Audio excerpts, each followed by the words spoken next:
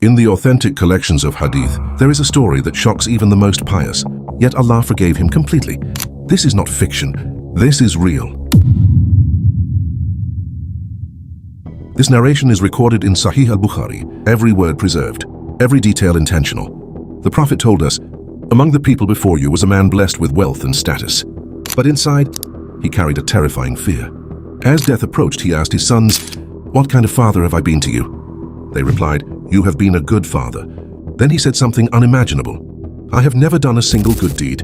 Then he gave them a shocking command, 'When I die, burn my body, crush my bones, scatter my ashes on a windy day.' He said, 'If Allah gains power over me, he will punish me like no one has ever been punished.' When he died, his sons obeyed. To human eyes, he was gone. No body, no trace. Only ashes carried by the wind.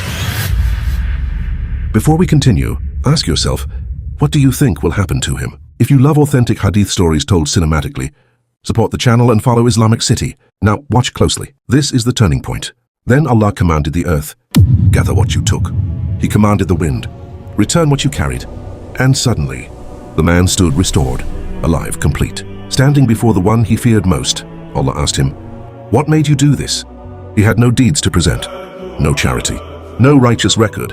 He simply replied, "Fear of you." Because of that fear, Allah forgave him. No punishment, no torment, only mercy.